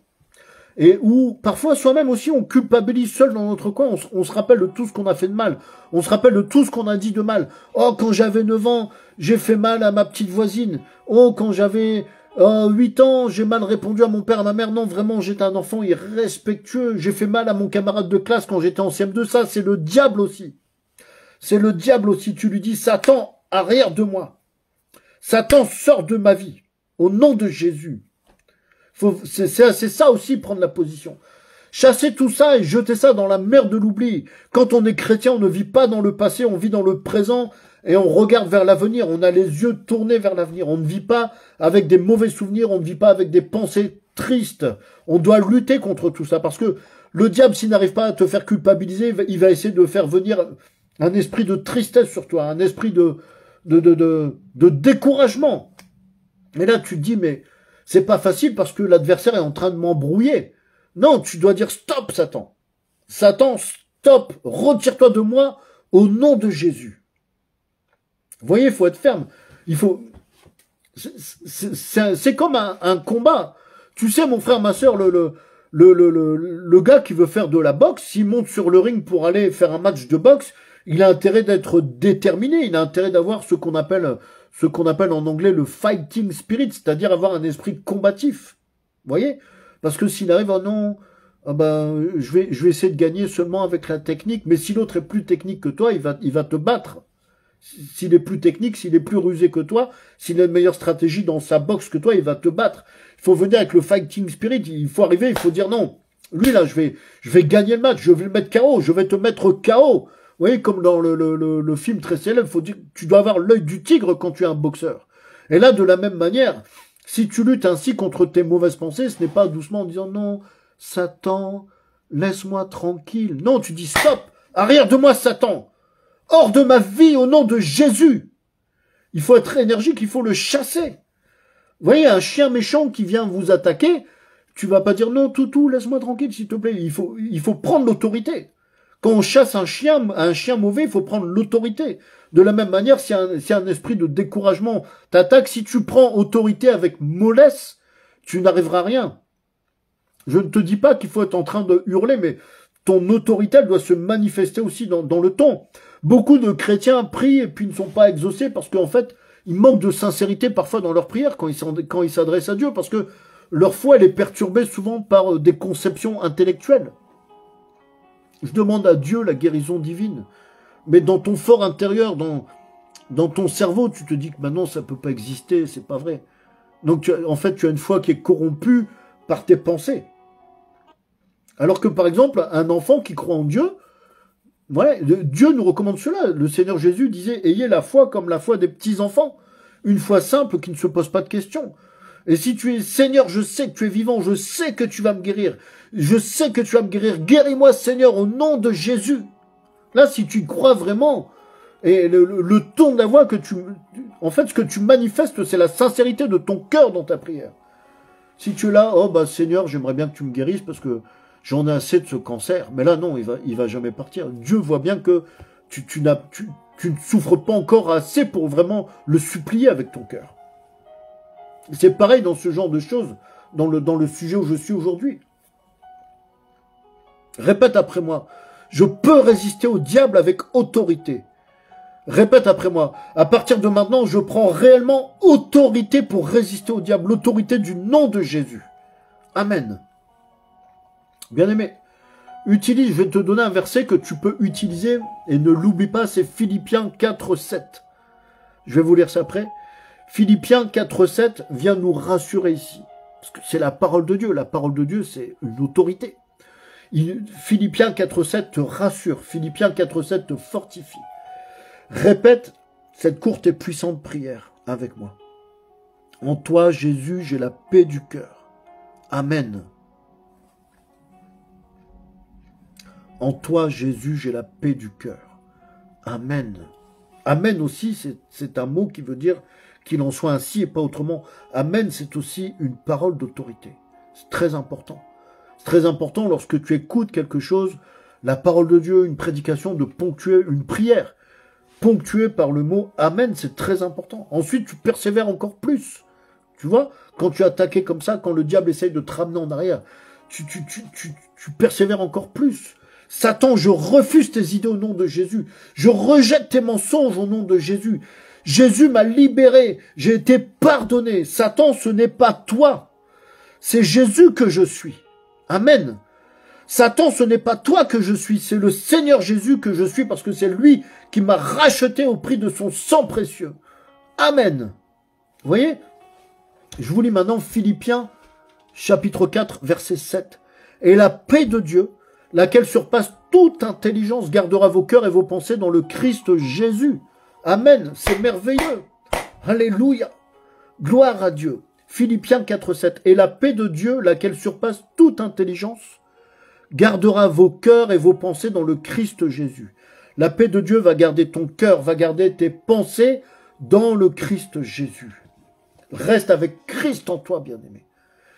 Christ en toi, la paix de Dieu dans ta vie. Amen. C'est très important. C'est très important. Je te donne ici un autre verset qui est très fort pour résister au diable dans ce genre d'épreuve. Romains 12, 2. Romains chapitre 12, verset 2. Et ne vous conformez pas au siècle présent, mais soyez transformés par le renouvellement de votre entendement ou de votre intelligence, pour que vous discerniez quelle est la volonté de Dieu, bonne, agréable et parfaite. Amen. C'est-à-dire, ne vous conformez pas au siècle présent, vous n'êtes pas obligé de suivre toutes les bêtises, toutes les distractions que l'on voit partout autour de nous depuis quelques décennies maintenant. Vous voyez, ces distractions aussi qui sont arrivées à cause de la technologie, à cause du modernisme. Ce verset-là, Romains 12.2, si tu prêtes attention, il te donne aussi une direction à suivre concernant ton intelligence. Vous voyez, on doit renouveler notre intelligence, mais pour qu'elle puisse se renouveler, parce que beaucoup demandent à ce que l'intelligence soit renouvelée, à ce que l'entendement soit transformé, mais les gens ne dépolluent pas leur environnement spirituel. Les gens ne se séparent pas des choses qui amènent les mauvaises pensées. Vous voyez, le but du diable, mon frère, à travers les mauvaises pensées, et tu dois être conscient de ça, c'est de bloquer le plan de Dieu dans ta vie. Il veut pas que tu sois transformé, il veut pas que ton intelligence soit renouvelée, et voilà pourquoi Romains 12.2 est aussi important. Romains 12.2 est très important. Et je voulais te dire ceci, tu sais, lire la parole de Dieu, il faut la lire. Il faut la lire encore, il faut la relire et la relire et la relire. Et il faut la méditer dans notre cœur. Il faut la méditer dans notre cœur. La Bible te dit que ce livre de la loi ne s'éloigne point de toi. Garde la parole de Dieu contre ton cœur. Il faut le lire et il faut méditer la parole de Dieu. C'est-à-dire, par exemple, tu lis une portion des Écritures et tu vas réfléchir à cela, tu vas y penser toute la journée, tu vas demander l'aide du Saint-Esprit pour qu'il vienne t'aider à comprendre ce que ton intelligence humaine ne peut pas comprendre. Et c'est comme ça que petit à petit, notre esprit, notre intelligence se renouvelle. Dieu est dans sa parole. Dieu est là, il est là dans sa parole. La parole est avec Dieu, la parole était Dieu, la parole est Dieu, Dieu est dans sa parole. Amen. Et l'Esprit de Dieu qui donne vie à la parole, à la lettre, eh bien, c'est pour nous comme un rempart. C'est pour nous comme un bouclier qui nous protège. C'est vraiment capital, c'est très important de comprendre ça. Vous voyez? Pourquoi c'est important? Parce que là, on est dans le cadre de dépolluer notre environnement spirituel. Et comprendre ça, c'est très important. Comprendre que la parole de Dieu, c'est un rempart. C'est une protection parce que, eh bien, la parole de Dieu, en fait, quand on la lit, quand on la relit, quand on la médite, quand on y pense jour et nuit, comme le préconise la Bible, elle devient vraiment un rempart aux choses mauvaises dans notre vie, un rempart aux mauvaises influences, un bouclier contre les mauvaises pensées. Amen. Passe du temps à lire ta Bible. Passe du temps à lire la parole de Dieu, et même si tu comprends pas tout, parce que la Bible, c'est quand même un gros livre. On ne peut pas tout comprendre du jour au lendemain. C'est un livre qui est spirituel. C'est un livre dans lequel il y a des codes, dans lequel il y a des symboles, dans lequel il y a des types, la typologie. On ne peut pas tout comprendre la Bible du jour au lendemain. Il faut des années d'études, je dirais. Mais même si tu ne comprends pas tout, dis seulement Amen. Et tu dis, Seigneur, je sais qu'au temps convenable, tu vas me faire comprendre, tu vas me révéler ce que tu veux dire ici dans ta parole. Je sais que même si je ne le comprends pas aujourd'hui, dans 1 an, 2 ans, 5 ans, 10 ans, tu vas me faire comprendre cela. Donc tu dis seulement Amen à la parole. Un vrai chrétien, quand il entend la parole de Dieu qui est proclamée, qui est prononcée, un vrai chrétien va toujours dire Amen. Même si l'Amen, il le dit dans son esprit. Maintenant, je vais te donner une autre clé très importante. Cette clé, c'est l'autorité que tu as avec le nom de Jésus. Depuis tout à l'heure, c'est un peu en quelque sorte, ce que je te fais mettre en pratique par les paroles de foi que je te demande de prononcer. Cette clé, c'est l'autorité que tu as dans le nom de Jésus. Tu vas utiliser le nom de Jésus pour prendre autorité sur les mensonges, sur les méchantes pensées que le diable vient planter dans ton esprit, que le diable vient planter dans ton cœur. Et pour ça, tu vas utiliser 2 Corinthiens 10, 5. Vous voyez ? 2 Corinthiens 10, 5, chapitre 10, verset 5. Je te lis cela, je lis la parole de Dieu, 2 Corinthiens 10, 5. Détruisant les raisonnements et toute hauteur qui s'élève contre la connaissance de Dieu et amenant toute pensée captive à l'obéissance du Christ. Amen. Comment on fait? Tu prends ton épée, l'épée de l'esprit, alors simplement tu confesses contre tout mensonge, tu confesses contre toute convoitise, contre tout jugement, contre tout bluff du diable, contre tout raisonnement qui limite Dieu, contre toutes les mauvaises pensées en fait. Tu prends l'épée de la parole et tu confesses. Et tu déclares simplement contre tout mensonge, contre tout bluff de l'ennemi, contre toutes des pensées par exemple qui vont tendre à limiter les capacités de Dieu. Dieu est omnipotent, il peut tout faire. Ce sont nos pensées qui limitent l'action de Dieu dans nos vies. Nos mauvaises pensées, nos fausses croyances, les fausses doctrines. Parce qu'il y a beaucoup de fausses doctrines qui vont limiter. Beaucoup n'arrivent pas à guérir, par exemple, parce que ils ont des pensées ils se réfèrent à la science, ils vont se référer à la médecine, mais ici, il n'est pas dans la guérison divine, il n'est pas question ni de science ni de médecine. C'est une question de foi, c'est la question de savoir que Dieu est tout puissant. C'est la question de savoir que Dieu est capable de tout. C'est la question de savoir que Dieu, demain, s'il le décide, il peut positionner un deuxième soleil dans le ciel là-haut. Vous voyez? Si Dieu demain le décide, il peut, je ne sais pas, il va pouvoir faire pousser des ailes aux vaches. Vous voyez? On ne peut pas limiter Dieu. Amen. En fait, tout ce que le diable met dans ton cœur, toutes ces mauvaises pensées, par exemple, ces pensées limitatives, ces raisonnements humains, ce sont des tueurs de foi. Les raisonnements, nos raisonnements humains, notre sagesse est dérisoire, notre sagesse, elle est pitoyable à côté de la sagesse de Dieu. Dieu est omniscient, omniprésent, omnipotent, il sait tout sur tout. Il connaît tout du début à la fin. Dieu n'a ni commencement de vie, ni fin de jour, bien aimé.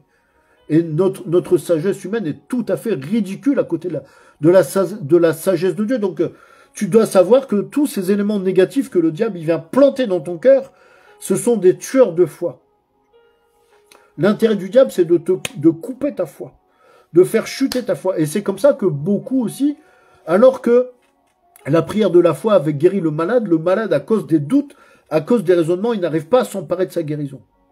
Et après, il va dire que mais non, je n'ai pas été guéri.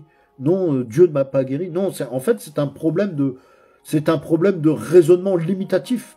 C'est un problème de gens qui pensent que, ben voilà, la science a dit que là, la maladie que j'ai ne peut plus être guérie, c'est pas possible.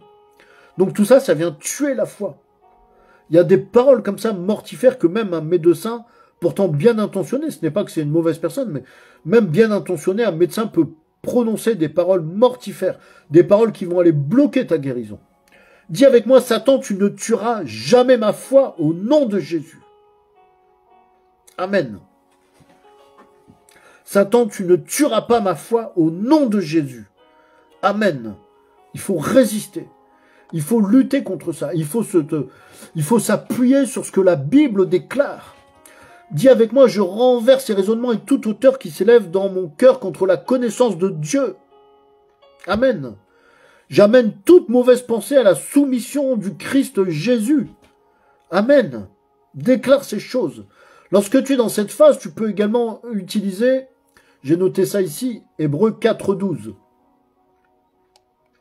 C'est important de le savoir. Hébreux chapitre 4, verset 12. Car la parole de Dieu est vivante et opérante, et plus pénétrante qu'aucune épée à deux tranchants, et atteignant jusqu'à la division de l'âme et de l'esprit, des jointures et des moelles, et elle discerne les pensées et les intentions du cœur. C'est la parole de Dieu qui fait toutes ces choses. Amen. Amen. C'est merveilleux. Vous voyez ? La parole de Dieu est plus pénétrante qu'aucune épée, que n'importe quelle épée à deux tranchants.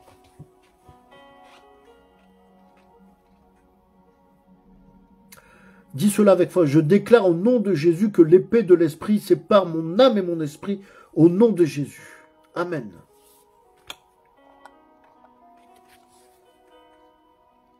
Au nom de Jésus, je déclare que par l'épée de l'esprit, je sépare les bonnes et les mauvaises pensées de mon cœur.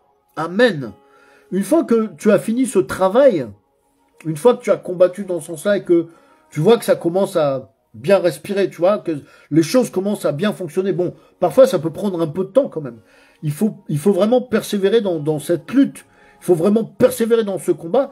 Mais une fois que tu sens que tu as évacué on va dire, comment dirais-je, que tu as dépollué le plus gros, que tu as fait vraiment le ménage dans ton cœur, le ménage dans ta vie, après il va falloir protéger ton cœur. D'accord ? Et la parole de Dieu, c'est notre bouclier. Amen. Et pour ça, on peut se servir de... J'ai écrit ça ici, je regarde un peu les notes que j'ai prises. Pour ça, tu vas te servir de Philippiens chapitre 4, verset 8. Pourquoi ? Pour créer comme un filtre. Je dis bien comme un filtre qui va venir trier tes pensées, qui va venir dire à telle pensée, toi tu peux rentrer, toi tu ne rentres pas. Vous voyez ? Pourquoi? Parce que les pensées, bien entendu, c'est dans l'ordre naturel des choses. Je vous demande juste un instant. Les pensées, elles vont toujours affluer. Les pensées, elles vont toujours arriver à l'intérieur de notre cœur. Les pensées, tant que nous sommes vivants, on a des pensées. On ne peut jamais être totalement débarrassé de nos pensées. C'est tout à fait impossible, d'accord? Donc, il est important à ce moment-là, vous voyez, c'est important de... Alors, excusez-moi, c'est la journée des problèmes techniques, mais... C'est la journée des problèmes techniques, mais qu'à cela ne tienne, à chaque problème, il y a une solution. Amen. Je prie de m'excuser un petit instant. Voilà, c'est bon. Donc, je disais que les pensées, elles vont toujours continuer à affluer dans notre cœur. Vous voyez? Même si tu es une personne très spirituelle, tu auras toujours des pensées, c'est tout à fait normal. Ce que je te dis ici, bien aimé, c'est qu'il faut placer un filtre. Et ce filtre, on le trouve donc dans Philippiens 4.8. Et ce filtre, il va agir un peu comme un gendarme ou un vigile qui veille sur toi. Je vais vous lire ici justement Philippiens chapitre 4, verset 8. Écoutez la parole de Dieu. Au reste, frères, toutes les choses qui sont vraies, toutes les choses qui sont vénérables, toutes les choses qui sont justes, toutes les choses qui sont pures, toutes les choses qui sont aimables, toutes les choses qui sont de bonne renommée, s'il y a quelques vertus et quelques louanges, que ces choses occupent vos pensées. Ce que vous avez et appris et reçu et entendu et vu en moi, faites ces choses et le Dieu de paix sera avec vous. Amen. Donc c'était Philippiens 4.8 et j'ai ajouté le verset 9. Avec ces deux versets, on voit ce qu'il faut faire. Et au verset 9, on en voit le résultat qui est merveilleux. Amen. La paix de Dieu sera avec vous. Si vous appliquez Philippiens 4.8, vous arriverez à voir Philippiens 4.9. Ce que vous avez et appris et reçu et entendu et vu en moi, faites ces choses. Vous voyez, c'est l'apôtre Paul qui parle ici, il nous dit de faire ce que lui a appris. Ce que je suis en train de t'enseigner, de t'apprendre, ou peut-être que tu connais ces choses mais que tu les avais oubliées, applique-le. Vous voyez, la parole de Dieu, elle est faite pour être appliquée dans notre vie. Et le Dieu de paix sera avec vous. On doit s'appliquer à avoir quoi? Des bonnes pensées.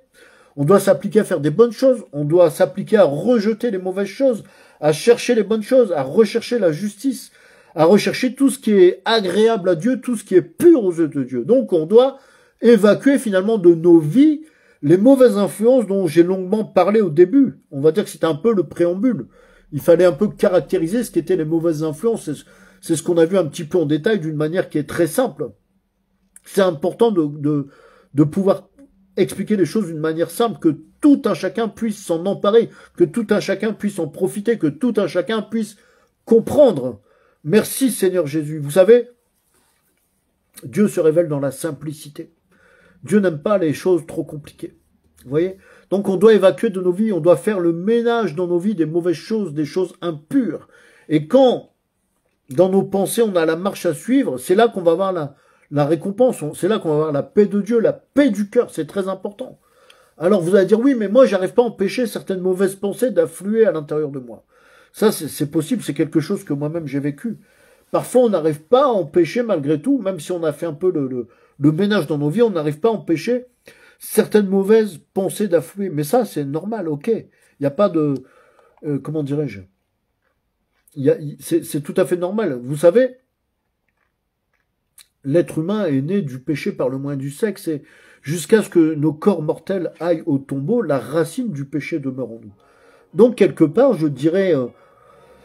vous voyez, c'est un peu un raccourci, c'est un peu un lieu commun, mais on doit faire avec. On doit faire avec. Amen. Mais j'ai une bonne nouvelle ici pour toi, parce que Dieu nous enseigne aussi une parade à cela en Philippiens au chapitre 4. Vous voyez, par rapport à ce problème, vous voyez, je n'arrive pas à empêcher les mauvaises pensées d'affluer dans mon cœur, eh bien Dieu nous donne la parade, Dieu nous donne, on va dire, la contre-mesure en Philippiens chapitre 4. Bien sûr que tu peux pas empêcher des mauvaises pensées. À un moment, on va tous en avoir. Tout le monde pêche.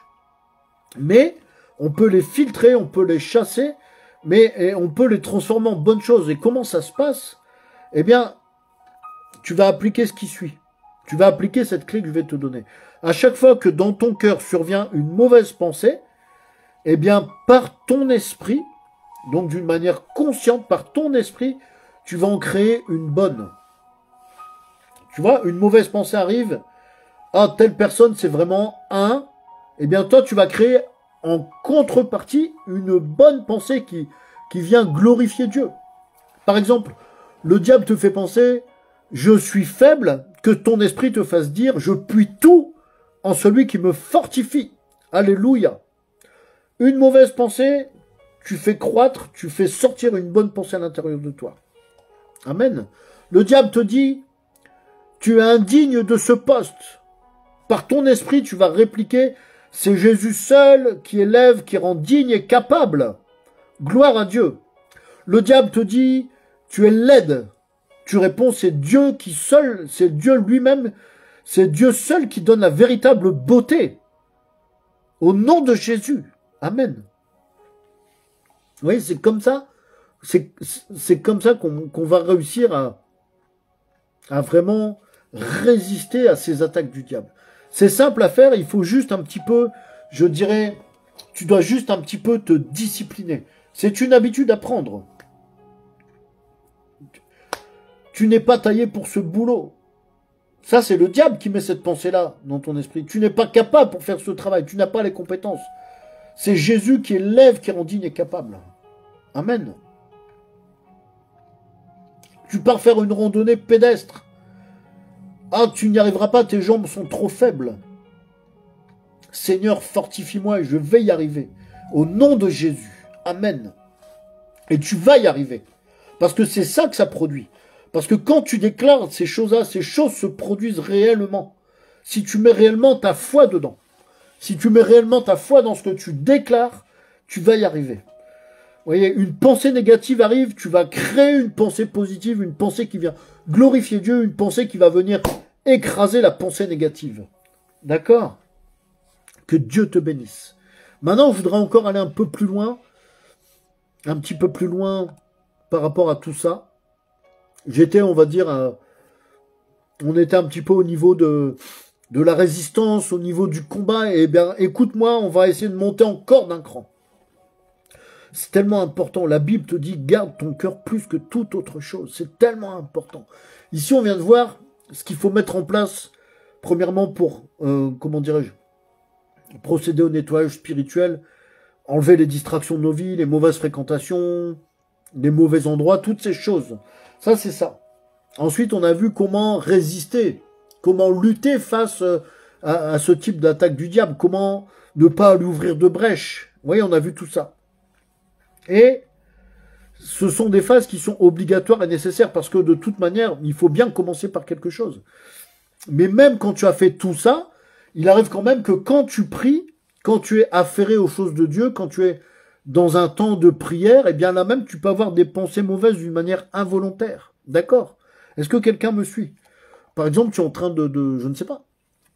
Tu es occupé par les choses de Dieu. Par exemple, tu es en train de chanter une louange, et puis tu as une mauvaise pensée qui vient te percuter. Vous voyez? Les mauvaises pensées viennent de nos cœurs, de nos imaginations perverties, de toutes ces choses. Des pensées détestables qui vont venir monter en toi et qui vont venir gâcher ce moment de communion dans lequel tu te trouves. Tu peux même être dans l'intimité, comment dirais-je, dans la communion avec le Seigneur, et puis tu as des mauvaises pensées qui viennent, parce que le diable ne veut pas. Tu sais, bien-aimé, l'un des buts premiers du diable, c'est de te couper de ta communion. L'un des buts premiers du diable, c'est de tuer ta foi. Et quand il arrive à te couper de ta communion avec Dieu, tu finis par te dire, mais moi je prie, je ne ressens rien. Moi je prie, Dieu ne m'exauce pas, et ta foi, elle est cassée. Le diable est en train de briser ta foi. Et donc parfois, comment le diable s'y prend? Tu es là en train de prier, ou tu es dans un temps de louange, tu vois. Et puis là, il y a des mauvaises pensées qui viennent, qui montent dans ton cœur. C'est involontaire. Vous voyez, tu n'es plus, on va dire, tu as vraiment tout nettoyé dans ta vie. Il n'y a plus vraiment de mauvaises influences. On va dire que ta vie est... Tu ne fais que des bonnes choses, des choses qui sont agréables à Dieu, des choses saintes.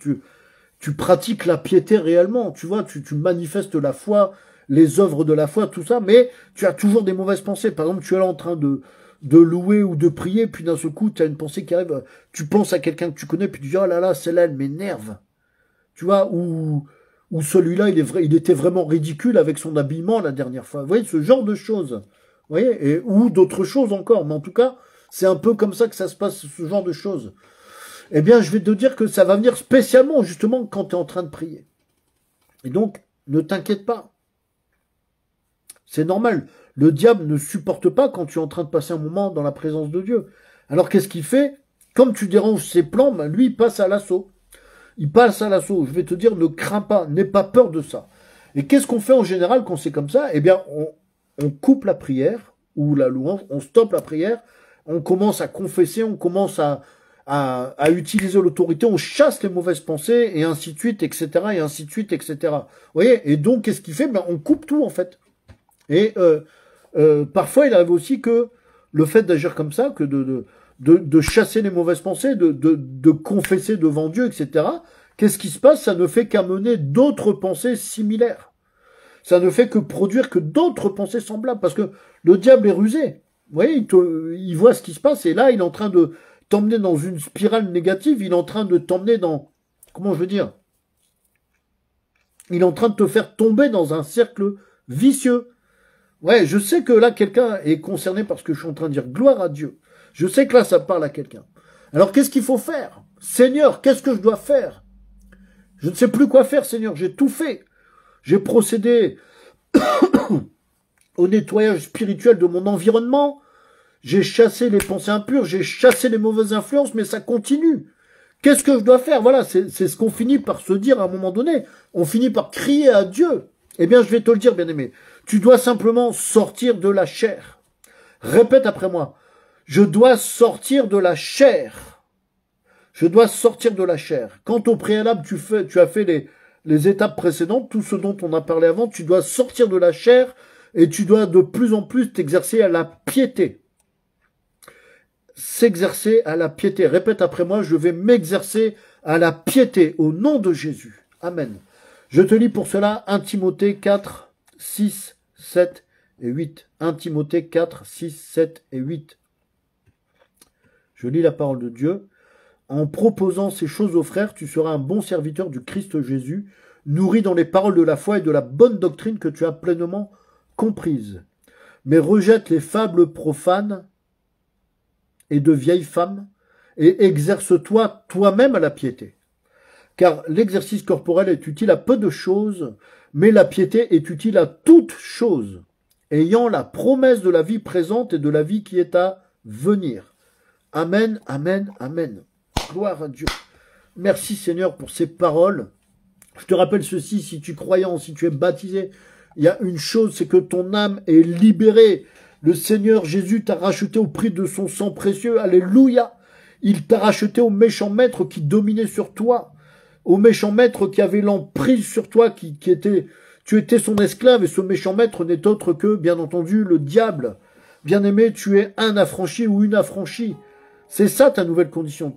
Ta nouvelle condition, c'est que tu es affranchi, tu es libre, et Dieu a mis son sceau sur toi. Tu es libre et tu as le sceau de Dieu sur toi. Alors bien sûr, on le sait. Ce que je suis en train de te dire là, certainement que tu le sais, mais on doit faire une chose, c'est de s'y habituer. Vous voyez qu'on est encore perturbé comme ça, c'est-à-dire qu'on n'est pas encore, on est arrivé peut-être à un certain niveau, mais on doit encore progresser.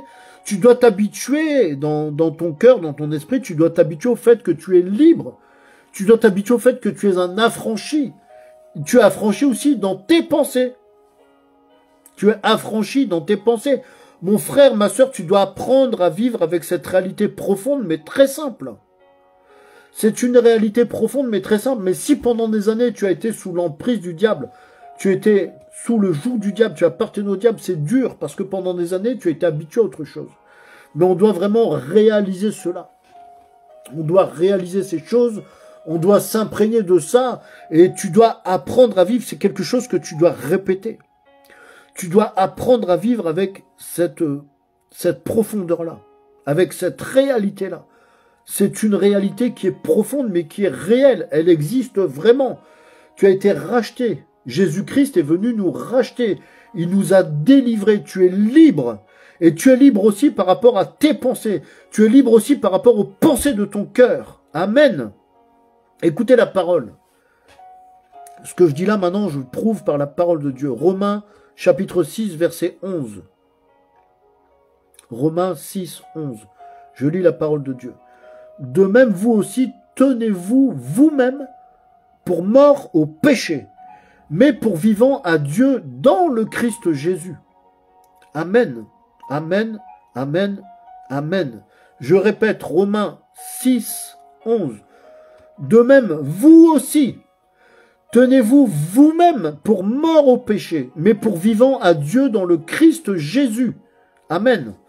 Tenez-vous pour mort au péché, bien-aimé, tiens-toi pour mort au péché. Amen. Comment est-ce qu'on applique ça d'une manière concrète? Comment est-ce qu'on met ça en pratique?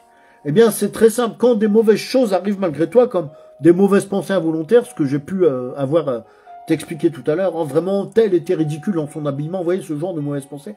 Quand tu as des mauvaises pensées qui arrivent malgré toi, qui arrivent de manière involontaire, à ce moment-là, ne t'en occupe plus. Tu es mort au péché. Tu cesses de t'occuper de cela. Tu n'y prêtes pas attention. Parce que, quand on a fait tout ce qui précède, quand on a effectué les étapes précédentes, eh bien, comment dirais-je? Si tu t'en occupes, tu laisses la chair triompher. Ne pas s'en occuper, ça revient à ne pas laisser la chair triompher. Amen. Et ainsi, toi-même qui m'écoutes, tiens-toi pour mort au péché et comme vivant pour Dieu en Jésus-Christ. La Bible nous le déclare, nous sommes assis en Christ à la droite de Dieu dans les lieux célestes. Amen. Donc tiens-toi comme pour mort au péché, mais pour vivant pour Dieu en Jésus-Christ. Amen. Est-ce que tu sais que Dieu, il te voit saint? Parce que Dieu, quand il te voit et quand il t'écoute, qu'est-ce qu'il voit et qu'est-ce qu'il entend? Il voit le sang du Christ, il entend la voix du sang du Christ. Amen. Dieu te voit comme Christ. Amen. Parce que tu es recouvert du sang de l'agneau. Alors quand une mauvaise pensée arrive sur toi, ne laisse pas le diable gagner sur toi, bien-aimé. Déclare ceci. Au nom de Jésus, ce n'est plus moi.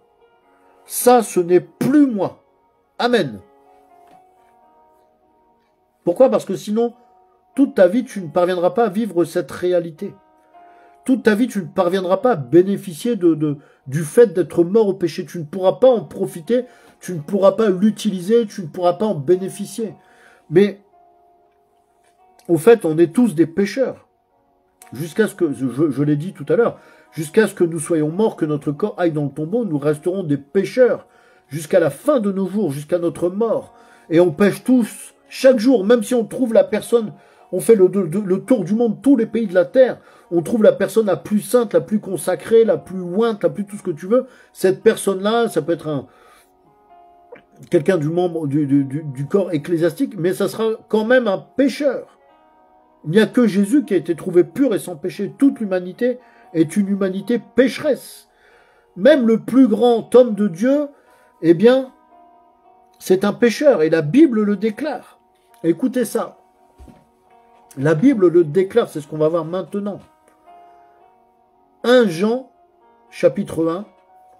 1 Jean, chapitre 1, je vais vous lire les versets 7 et 8. Mais si nous marchons dans la lumière, comme lui-même est dans la lumière, nous avons communion les uns avec les autres. Et le sang de Jésus-Christ, son Fils, nous purifie de tout péché. Si nous disons que nous n'avons pas de péché, nous nous séduisons nous-mêmes et la vérité n'est pas en nous. Amen. On peut retenir cela. Le sang de Jésus-Christ, son Fils, nous purifie de tout péché, c'est-à-dire de n'importe quel péché. Et il est aussi écrit en Romains 6, 14, c'est un verset très important aussi, tu peux noter ça, Romains 6, 14, bien-aimé. Car le péché ne dominera pas sur nous parce que nous ne sommes pas sous la loi, mais sous la grâce. Amen, amen, amen. Alors voilà de puissantes vérités. Alléluia, gloire à Dieu. Voilà de puissantes vérités, voilà des armes puissantes, des outils, des clés pour résister, des clés pour vaincre. En Romains 6, 11, on a la clé la plus puissante. Nous sommes morts au péché. Répète après moi. Au nom de Jésus-Christ, je suis mort au péché. Amen. Mon frère, ma sœur, Ne te détourne plus du Seigneur Jésus dans ta prière. Ne te détourne plus du Seigneur Jésus quand tu es en train de lire ta Bible, quand tu es en train de lire la parole de Dieu. Si tu sais en qui tu as cru, si tu as maintenant conscience de ce que je viens de te donner comme clé, cela ne peut plus t'affecter maintenant. Ça ne peut plus t'affecter. Nous devons nous-mêmes, tu dois toi-même, toi qui m'écoutes, qui me regardes, tu dois toi-même te tenir pour mort au péché. Ton vieil homme a été crucifié avec Christ.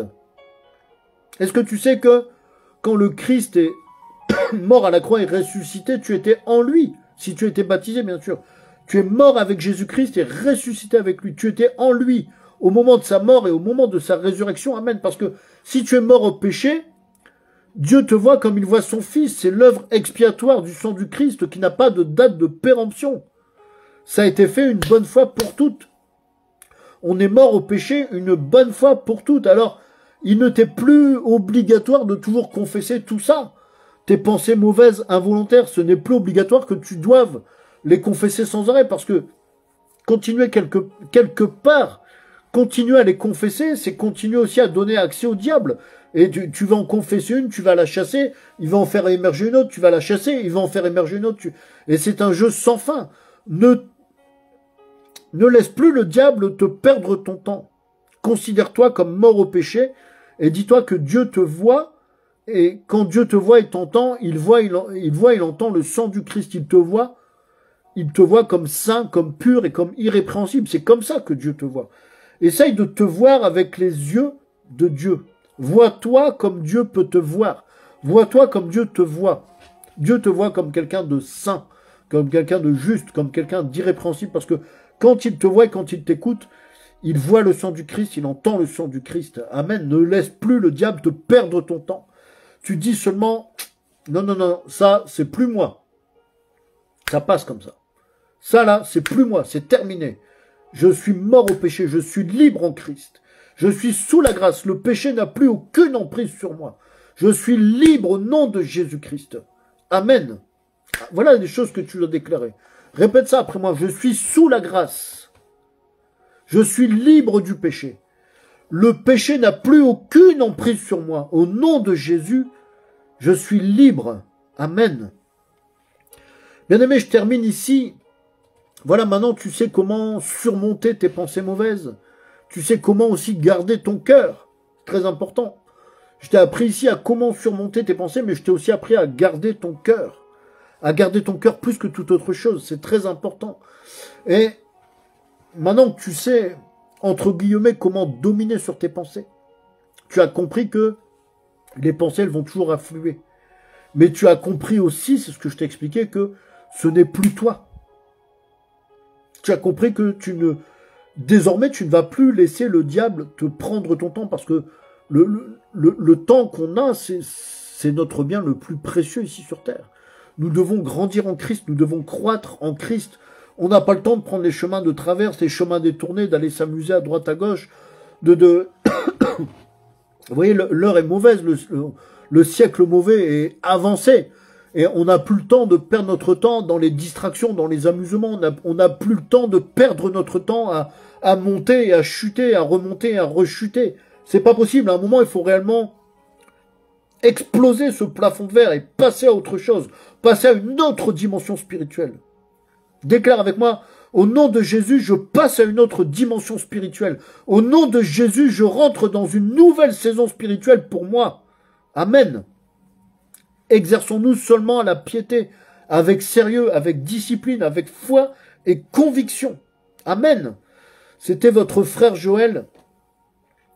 J'en ai terminé pour aujourd'hui. J'espère que cet enseignement, cette exhortation, c'est un peu des deux.